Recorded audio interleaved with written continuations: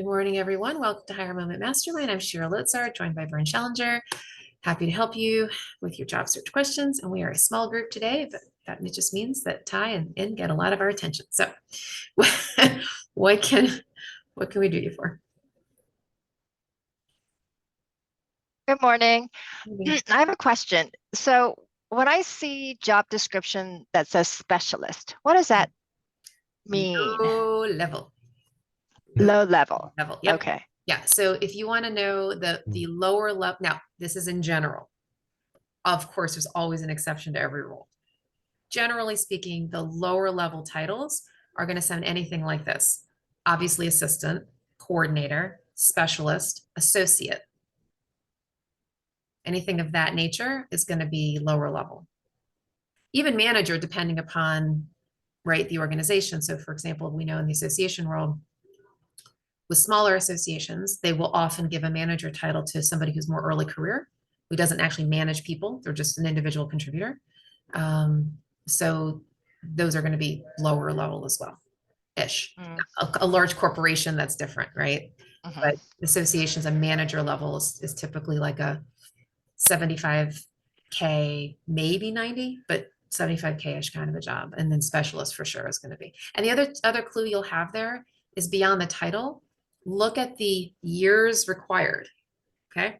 Now, if they do, now not everybody puts that in job descriptions, but here's sort of the clue, right? So, and this part of this will sound obvious to you, but when they say like, 0 to 2 years, obviously they mean, right? Entry level. Obviously. Yeah. Then there's sort of says like 0 to 1, 0 to 2. Then there's 3 to 5, 5 to 7, 7 to 10, 10 to 15 plus. Now they are never going to say more than 10 to 15 plus, even though somebody who's 15 years out of school is whatever they are, 40 or something. So they're never going to say more than that. But when they say 10 to 15 years plus, that's code for seasoned and experienced. Whenever they say anything lower than that, that's kind of what they mean. Now, legally, they're not supposed to say only 3 to 5 or only 5 to 7. They're not allowed to say. They have to put a plus sign, because otherwise it's discriminatory. Right. But code for you is they are gearing the search toward a 3 to 5 year kind of a person, or at least in their career. Yeah. Right. Now that doesn't mean you can't apply, but for yourself, when you're vetting it, that should indicate to you the level that they perceive this position to be at. Yeah. Because I think, on one of these postings I saw, it did mention it was a contract worker. So, and I thought maybe specialist was like code for contract, No, contract is just contract, but it's maybe at a specialist level, which is, now was it government or private? I'm not sure. I can't remember. Yeah. Vern, any thoughts on everything I just said? No, but usually when it comes to contract, they're pretty specific. It's that the position is a contracted position rather than full-time, employee. They certainly want to be. Hopefully, they'd be as clear as possible, just so that the applicant doesn't get confused, thinking they're applying for a full-time job when it's really only a contract position. So, yeah. But I think most things that I've seen, contract position, 6 months, they'll do something to indicate that it's that type of a position. Yeah. Any other questions? I don't have a question, but I have a comment. I went to a job fair yesterday up in Frederick for Frederick County government. So I asked them about experience and education, because on some of the announcements, it'll say, or experience can be substituted. I'd say, well, what does that mean? Does a master's degree count or bachelor's degree? They said for a master's degree, you can substitute 2 years of education for experience. So if they require 4 years, now they just require 2. That's the first time I really got an answer about that from anybody. And I guess it's kind of vague too, depending what the degree's in. Hi, I'm sorry. Could you just repeat that? If they say, well, this was at a government Frederick County government job fair. So the HR people were there, and I asked them, I said, well, a master's degree, what does that count for? Because in the job announcement, it says education can be substitute for experience. I Right. said, what does that mean? They said 2 years. So if it requires 4 years and you have a master's degree, so now it requires 2 years of experience. So it's worth 2 years of experience at master's degree. And it Yeah. can vary from job to job, but that was their answer. Yeah, but that was specific to Frederick County government. Yes, right? you're correct. Yeah, yeah. Not that other companies may do the same thing. I don't recall You know, I doing think that it sounds myself. very governmenty, right? Yeah, Very yeah. bureaucratic. Like Yeah. this is the official thing that we do. I don't know of most private organizations that would be that But I'm linear about it, you know? I guess I was surprised with the number of people there. It was sparsely attended, and maybe it's just the area. So I went to one in Montgomery County, and it was packed. This was sparsely attended, and Frederick would be, yeah, Frederick has a much smaller footprint demographically.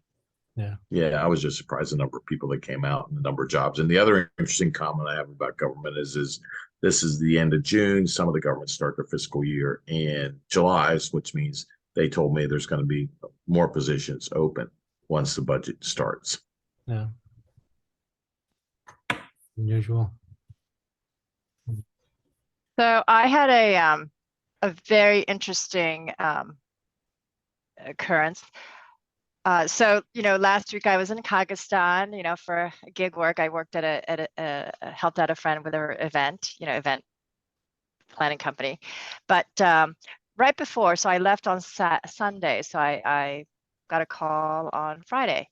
Essentially, it was this woman who found me through LinkedIn. And it was for an organization that was looking for corporate relations, business development, corporate relations. And, what she told me, it's an organization that's kind of like a competitor to Chief, this women, organization. Kind of. And so we started talking, and I said, yeah, that sounds, like a position that I would really be interested in. It was everything that I wanted, corporate partnership, And so I went away, but in between, we're still like emailing and talking. And so then eventually, I was basically vetted by her. I gave her a generic resume, that was kind of corporate partnership. Like, look, here's something that's corporate partnership, just so that you can see. But when there's an opportunity, like if I see the job description, I'm going to tailor it. So please don't just have that, just make a note of that. Anyway, she shared it with one of the people at the organization, and I got an interview. I haven't even seen the job description, but from what I've understood, like it sounds, so I thought the meeting that the Zoom was with the woman I've been talking about, but it turned out to be with the CEO.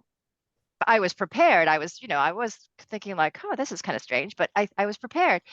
And so we had a good meeting, but at the end I said, well, this is very unusual that I'm having an interview when I haven't seen the full job description. I only learned about it through conversation, many conversation.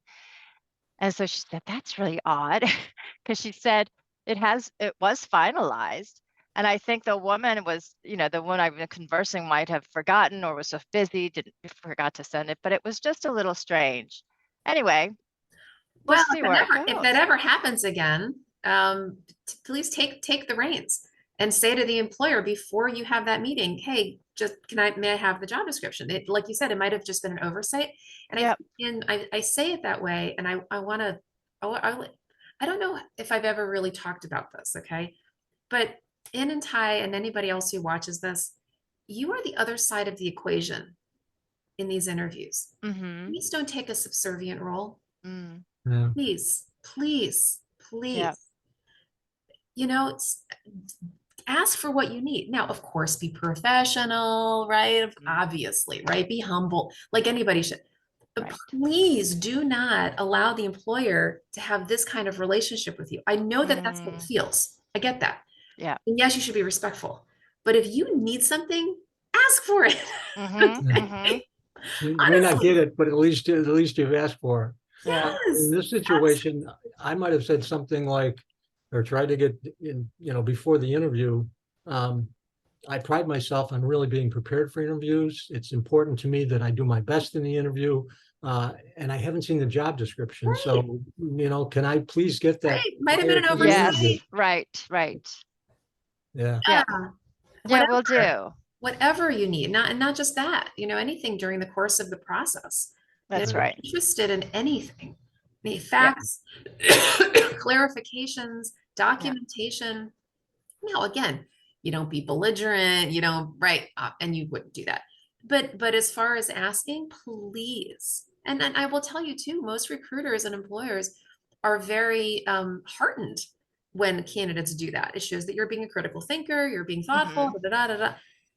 We want you to ask us for what you need. Right. you know? Right. Yeah, for Mhm. sure. I wanted to bring this up since you're on the call. Did you ever hear from this woman named Rita? I have not, Yeah, but I no, did okay. see the email that she copied, so I'll follow up. But I am aware of that professional PP. Yeah, PAR, Yes, the group. Yes, I yeah, am aware group. and Okay, aware of others who are in that group or involved. Yes. okay, So good. it wasn't complete. Yes. It sounds like a group that your skills, what they do, your skills would be a great match. Right. Yeah, Yeah. I have her in a note. That's right. Yeah. And for Ty and Shira's benefit, this is again the power of human connection to me. Sometimes it just I got a message from LinkedIn from a guy named Mark. Didn't know him, had a lot of mutual contacts, so I reached out to him. He didn't know any of my mutual contacts. They were just, he just connected with them on LinkedIn. He introduced me to this woman, Colleen. Colleen and I had a great conversation. She gets networking. She said, you need to meet Sean. And Sean Soth is I think he's like the CEO of this PAR organization, which is an organization that focuses on helping nonprofits and associations generate revenue, correct? Ing? Yes, that's right. Through memberships or however. I think I've heard of this group. What does it stand for? I don't know what PAR stands for. PAR. Yeah, it's my part. Yeah, mypar.org. Yeah, and professionals. So Sean, Colleen introduced me to him because she felt Sean and his organization could use networking skills, right? So Sean and his marketing person have taken the networking competency assessment. I've given it to them. I still haven't taken it because they're busy. But knowing who they were, I forwarded Vivian's resume and I forwarded Ing's resume to them. Just figured that they might know something. And then Sean got back to me and he says, well, I'm passing this on to Rita. I don't remember Rita's last name, who I think is somebody who's actually involved in the, hiring or recruiting process. And so it's the chain of events that's, that's how you find out about a job. It's a membership organization. It's an association. Yes. Yeah. That's right. Yes. Interesting. It's for you, it's like yes. Really, yes. Yeah. Huh. That is just something. There's an association for everything. Yeah. Isn't that something? Okay. Well, now I know. Wow. That's super cool. In fact, I have a client now who could totally benefit from this because he's a consultant now in this space. Yeah. In fact, I should actually introduce you to him. His name is Jonathan. Could you send me a note? Because I think the two of you should meet. Okay. Yeah. Wow. And Shira, would it be useful if I introduce you to Sean? Or why not? I mean, this is a little like first cousin to me, but why not? Because I do come across these kinds of folks. Sure. Oh, and there's Bruce Rosenthal on there, and Mm-hmm. yeah, of course. Yeah. Yeah. I had no idea that this group existed. What do you know? Well, again, I didn't know about them either until Colleen says she said you need to meet, two of my favorite people, Sean and I Oh, forgot the marketing yeah. person's name, thinking that they could use their members, they and their members might be able to, benefit from some type of network skills training or that type of thing. Yeah. Well, thanks. So one of the jobs that I interviewed, I knew the salary range, it was posted, but on purpose, I asked for something higher, thinking that they probably wouldn't talk to me because I put something higher, but they called me, right? And we taught, we had we did have an interview, and at the very end, it came up, the salary. And I, I mean, they have a budget. I mean, I strangely, the fact that they called me, um, and so basically I said, well, maybe there's, non-cash compensation, considerations, because this is a small organization. And I said, well, perhaps there could be some, allowances for professional development, because in the interview I had talked about, are there any professional development opportunities? What do you do for your staff? And they said, no, they don't, they haven't considered, it's kind of a youngish organization. And so, well, perhaps, there could be some incentive or something that could be built in, and some consideration for professional development opportunities or something. Because, I'm thinking about even my former employer, they gave us $1,000 budget every year.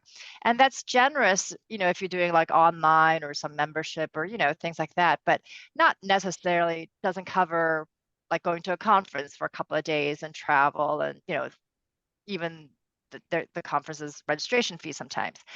And so I'm thinking, well, if they were to cover some part of like a couple of thousand, for professional development, might make up for something, Mhm. So How much of a gap are we talking? I don't know if you wanted to say numbers. yeah, gap was 25,000. Okay. Yeah. Between what you want and what they were. Yeah, the Yeah. top range was, and what I had said, that gap was 25. So I really, I was surprised they even called me. But even if I don't get selected or if it doesn't work out, what I came away from it was a good opportunity to practice interviewing. It was, Mhm. I mean, Mm. just seeing what they asked and how I frame things. And as I'm interviewing more, a few more, I'm getting a little better. I'm getting a little better. Like, not everything's all stickied up here. Like, I can now pull it kind of from my head and trying to, as soon as that topic comes up, talk about it, then relate, give them a story, so that I can immediately go into, well, I did that in NS7. This is how I did it. So it was good practice. Yeah. Oh, that Right. being said, how important is it when you negotiate to get that kind of thing in writing? If that's something that they haven't done before, how important is that to just when the offer comes, make sure that if they say, okay, we will give you X amount for professional development, so that once you get in the job, they don't say, oh, we can't do that. Right, right. And as I'm looking at different, as I'm interviewing, different places and the benefits, they all say, most of them say we have great benefits, comprehensive, it's excellent. But then when you read it, it's like, okay, 85% employee match, but then 0 insurance coverage for a family, or excellent, but then it's only like a 2% match. So, Yeah.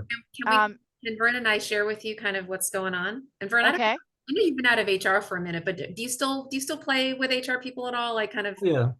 No, Okay. I'm still, not as deeply involved as before, but yeah, Yeah. it's So still, you're still kind of in that role. All right. So I'll yeah, give my perspective on these things, and Vern, please share yours as well. yeah. Let's talk about medical benefits, like, for the record.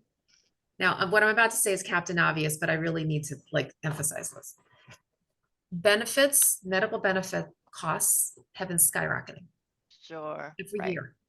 Every year. Employers are just feeling the squeeze in ridiculous ways. And so where back in the day it was, oh, we'll pay 100% for single, 50% for family, that no. Most people do not pay for family anymore. And 100% single is not assumed anymore. Okay.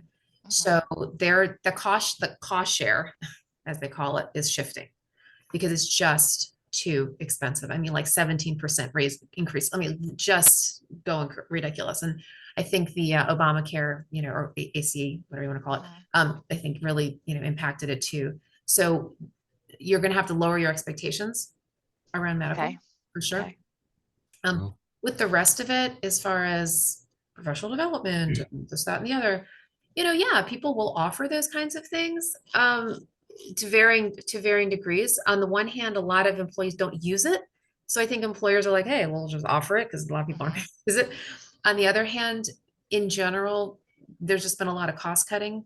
Yeah. So it just when in general, right, people are feeling the squeeze. Yeah. So I would so if somebody says, oh, we have, full complement of benefits. Yeah, from their perspective, but you're going to have to manage your own expectations relative to what you might receive somewhere else. Right. Yeah. Right. Vern?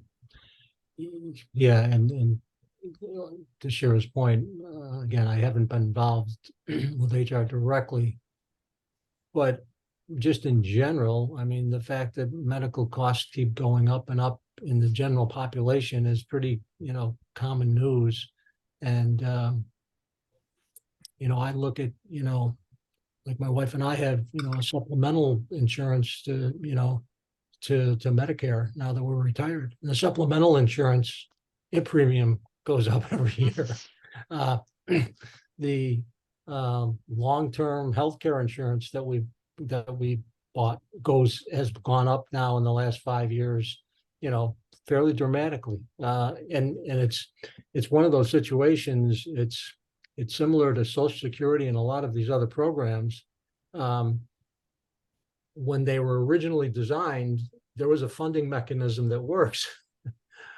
But as time goes on and the cost increase and the funding mechanism is basically the same as it was, or it's like Social Security, there used to be 40 people paying into Social Security for like 3 or 4 recipients. Right. Now there's 10 people paying in and there's like 50 recipients. That's right. I mean, some of these systems are just, in my mind, they're just broken. And it's just such a massive job to, and I just don't know how what needs to be done. They just need to be completely overhauled, as far as I'm concerned, figure this out. But going back to the specific benefits, one of the things, and maybe this has changed, but maybe not. I mean, one of the other things to certainly look at is the retirement, whatever kind of retirement benefits there are, because those are pretty important. And if your last employer was matching 2%, but the match here is 4% or 5% or something higher, then that's a plus for you. The same thing with any of the other. Like parking in DC area. Now, not a lot of people now, we're virtual now, so I don't know if that's as much of an issue. But if you had a paid parking spot, which was maybe $200 a month in DC, you got to factor that into your monthly budget and expenses, and whether they offer that or didn't offer it. So I really encourage people to kind of go through every single one of those benefits and look at it and weigh it in terms of, again, the overall total compensation package. I don't think you'll ever it won't make up a $25,000 gap there. So. I'm sorry. The other thing too is you got to look at your own compensation from your last organization, which, as I recall, of course, I'm not going to go verbal here, but as I recall, was significant. I mean, relatively speaking, and I think that. Yes, it was very generous. It was 10% 401k match, 100% employee, and like compensation was exactly, and like 90% family covered. I mean, it was extraordinary. Yeah. So, and I know you're managing your expectations around that too, but Right. and especially in the association world where there's just everybody does something different. Small organizations can't afford as much as large. Trade associations pay more than professional societies. Blah blah blah blah. Yeah. Like there's just this range, you know. So to the extent that you can be flexible for the right opportunity, right. Mhm. And what I've noticed is, or it was just one, but it struck out, or I noticed it because, you know, many jobs are now hybrid or remote. I have, and so the one that's hybrid, I think it was trying to entice people by saying, you know, that they will cover paid parking or public transportation stipend. I think that's one way that they're trying to, you know, make it a little bit more competitive.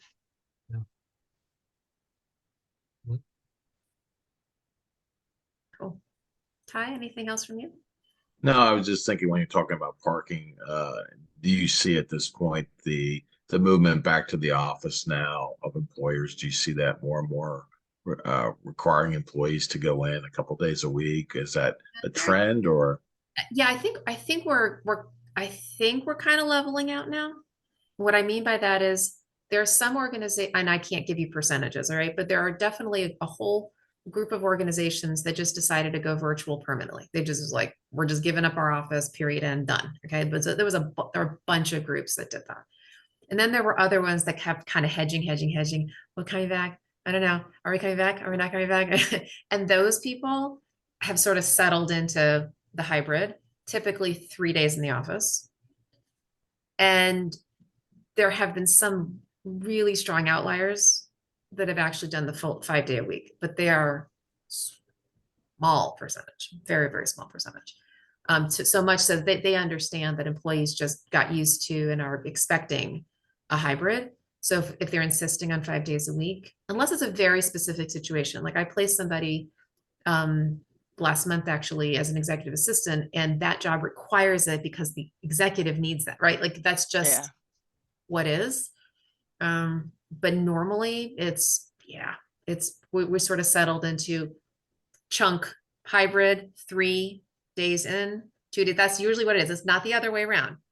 If they're actually going to ask for a hybrid, it's typically going to be 3. Now, there is this other thing in the middle where it's neither really. It's more like, hey, on Wednesdays, we all come in. Like that's our meeting day. That makes sense? Or we are fully remote, but once a quarter or once a something, we all come in to do team building. Because employers are really feeling this isolation. Employees too, frankly, of working remote 100%. And so there's a lot of talk in the executive suite about, you know, well, we want to be respectful of people, but we also really feel the value of team building and with in person, and there's nothing like an in-person conversation, but we also don't want to lose people, but and then of course CEOs themselves during the pandemic, a huge chunk of them actually came in the office every day. And they did that for a couple of reasons. Mostly they wanted a role model. And frankly, they didn't want to work at home. And they were okay doing it. No, seriously, they were just the executive C-suiters, particularly CEOs. Many of them came in every day by themselves.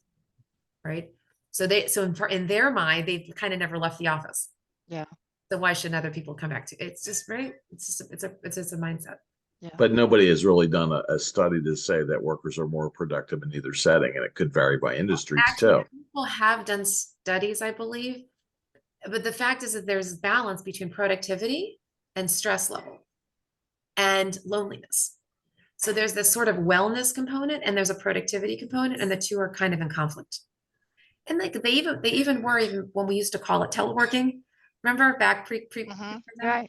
There was that conversation, but it wasn't as prolific a conversation because there weren't as many people doing it. It's like, yeah, those teleworkers. Yeah, what do we do with them? Now it's, oh, you got a whole bunch of people working full time at home. A lot of times they're more productive because they can't turn off and because they're not interrupted with other meetings because meetings are scheduled. They don't have the pop in situation.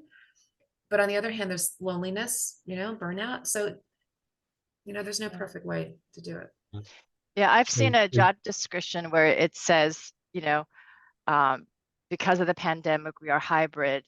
2 days a week until August 31. So they put some line in there about a date, but who knows if they're going to push that. But they just, I think we're trying to make sure, set people's expectation that this could go away. Like it must be an organization that was very, face-to-face intensive type of thing. Yeah. So Yeah, I know the organization my daughter works for, the CEO was adamant that they all come back into the office. Like this was like 18 months ago. And slowly but surely, I don't think he would like everybody back in the office 5 days a week, but he realized he was just pushing, he was trying to do something that, the employees and everybody in the organization just didn't want to do. And so they're in one of those situations now where some people go into the office and some people, like my daughter, still essentially remote, 100% of the time. She goes in maybe once a month or something like that for a meeting and that type of thing. The other interesting thing around this was the CEO of Korn Ferry wrote an interesting article in his newsletter where recently, it was in the last couple of months, their senior executive team met for the first time in person in months. And he said that meeting took 2 hours. He said the same group of people met the following day virtually, and it was a 30-minute meeting. And he said, the 2-hour meeting was, sure, how are you? How's your husband? How's your family? What have you been up to? Where did you go on vacation? All of those things that normally happen if you're, in an organization seeing people every day, and that speaks to the loneliness thing. A lot of that has just gone away. And so the relationships, the bonding, it's more isolated now. Well, it's just the way that it is when on a virtual call. Anytime we get on a virtual call, the dynamic is, let's get to business. It's not conducive to hanging out or just lingering or yeah like let's go get a cup of coffee. No, you can't do that. Freeze. No. Oh yeah Scott's different world. Yeah, Scott's joining us, and I want to let him know about the new link. Let's give him a second here.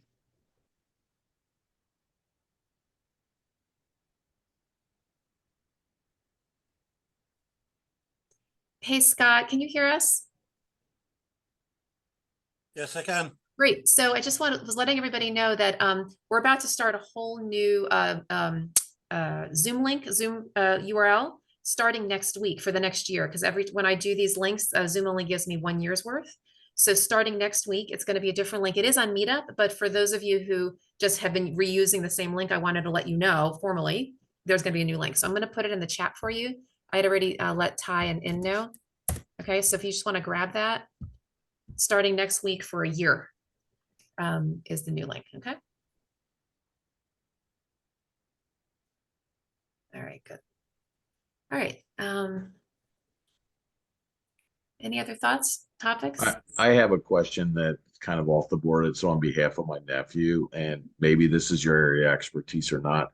He is autistic. And is there any resources in the DMV that you would suggest, or if you know of anything?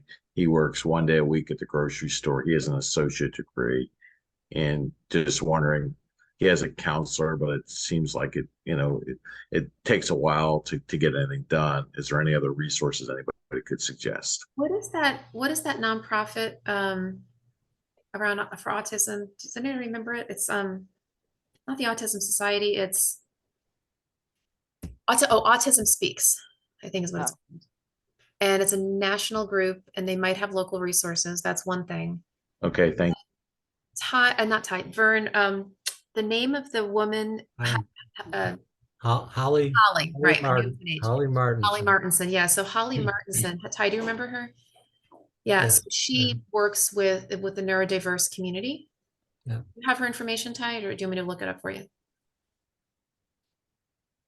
I think I'm connected on LinkedIn, but I'm not sure. I think yeah, if you need her information. Okay. Yeah. Okay, so I wrote her name down. Great, thank you. Plugged into that world. She does teaching and this and that.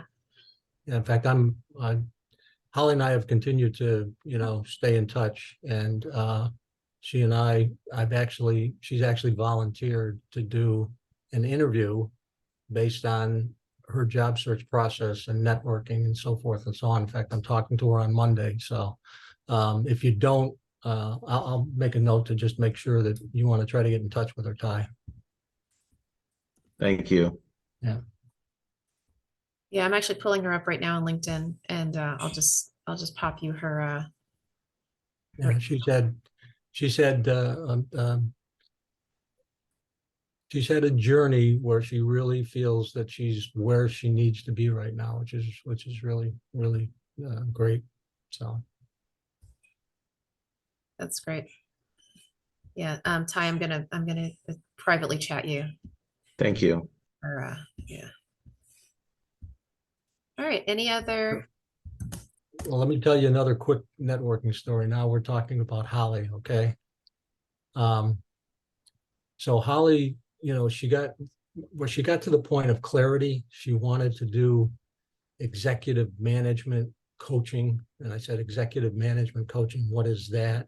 So she explained to me, it's about neurodiverse individuals and it's the executive function of the brain. And so I wanted to learn more about it. So I have an executive coach friend who I see every 3 or 4 months. And I met with him and I said, Jeff, I said, well, what do you know about executive management coach function? Do you know any coaches who do that? He said, well, as a matter of fact, I just finished a coaching assignment with one of the world's leading neurodiverse coaches in the world. I said, really? I said, any chance you think, and I think her first name was Elle, you think any chance you'd be able to have Elle have a conversation with Holly? Jeff said, sure. And so Holly and Elle have had this conversation. So Holly's trying to get into this field, getting up to the field, and now she's connected to one of the leading practitioners in the world. And that's just complete serendipity. How would I know that Jeff, knew somebody like that? But that's what can happen when you have a network of people and you just, continue to talk and these things come up and you're able to make connections. Yeah, and I hope that people take away from the things that Vern keeps sharing, in that we want to encourage you to be the connector, right? So not just be the recipient of the connections, but be thinking about what other people's needs are as you're doing your networking. You're like, oh, wait a second, Susie, I just met this guy Frank, and let me connect you. Yeah. Right? Vern and I just sort of do this naturally because that's kind of how God wired us. But we want to impart that to you. It's a gift, right? That you give other people, is just being the proactive connector. Yeah, you've heard me use the phrase teaching and giving, and so the connecting part of networking is giving. In other words, when you as Shira just said, hey, I just so I know somebody who could use your service or something, and now you connect those two people, and both of them are grateful that you connected them. Always you feel good about making that connection. Like I'll see some like so for Holly, if I see an article on neurodiversity, I tend to write her on LinkedIn, hey, I saw this posting or something, right? Yeah. Just be thinking of people and what their needs are and how you can help, Mm-hmm. Cool. All right. Other questions, thoughts, topics, just general topics you'd like to dive into? Well, I know this isn't the area of expertise, but the government area, it seems like the feedback I'm getting from the government area is basically networking. You can do it, but basically they look at the requirements, you either meet them or you don't meet them, the requirements on that. I mean, that's the feedback I've gotten from the job fairs that I've gone to. And most people are somewhat reserved in terms of people that work there to give out their information or talk to you. I'd say that that works differently in different parts of the government at different levels. My perception is that in senior level government positions, that networking is more important. And also different agencies like Capitol Hill, for example, like that's basically all about networking, right? Whereas a different government agency may not be. So I think it sort of depends. And I think at the local level, maybe there's a little bit more of the formality. I mean, again, it's not my expertise, but that's just my perception. But how is the workforce Montgomery thing? Or am I saying that correctly? Yeah, I basically, Yeah, I talked to Jan. Actually, I saw her at a networking event the other night. She said that she submitted my name to the hiring manager. So basically, she said, "I hope you get an interview." So she's not. At first, I thought she was a hiring manager, which kind of, but because she was in talent acquisition, I think she's moving to another area. So she's, she did all she can do for me, and I had several other people send notes, so I don't know if it's going to go anywhere or not. I guess I just have to sit back and wait. I don't know if there's anything else I can do. Maybe you have an idea, but I submitted the resume, had people send notes, so I'm just sitting back on that and moving ahead with other stuff. I would do that. I mean, if it's been, I say if it goes another few weeks, maybe touch base with Jan again and say, hey, could you do a tickler? Because, hiring managers get busy. This is not the first, hiring is not the first thing on their mind. It's the last thing, actually. It's the first thing on a recruiter's mind, but it's usually the last thing on an employer's mind because on the manager, because they've got a job to do and they just happen to have a position. And so it just keeps getting pushed and pushed and pushed, not to mention in the summertime, we've got vacations. All right. So everything takes longer than you think it will. They get busy. They're like, yeah, I got those candidates. And the presumption is that the candidates are going to be available when they're ready to interview, which of course is not the case, but that's the presumption. So, right. Things take a lot longer than you think they will.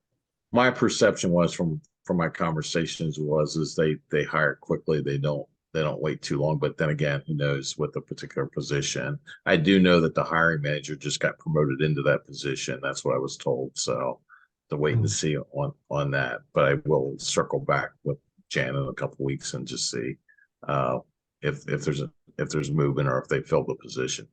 No.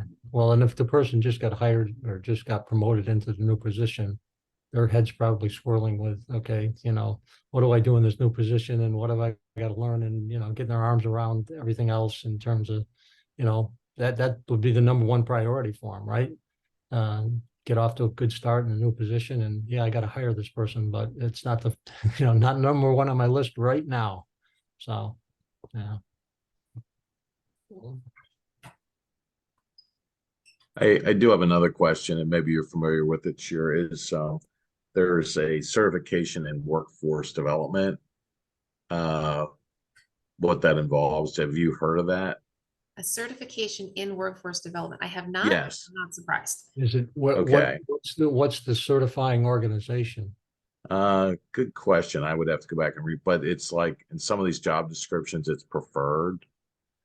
Preferred that you have the certification or will receive the certification within a certain period of time. Ty, it just makes me think, I don't know of that group, but it just makes me think that since that's something that you're really interested in, I would look at all the other workforce development groups in the region, the one-stops, not just Montgomery County, Fairfax, the POAC, in Laurel, Alexandria. I don't know. Where do you live? I live in Rockville. Okay. So depending on your own commuting, or I don't know how much they do virtually, whatever, but I keep looking at different counties because most counties have a one-stop. Matter of fact, when I went up to the job fair, they had one job on the board that I wouldn't qualify for, but they did say since they're starting the new budget year, they probably will have some other jobs that I would qualify for up at Frederick. So I'm going to keep an eye on that. The one place that you might look for workforce development certification might be within the Society of Human Resource Management. I don't know. I don't know.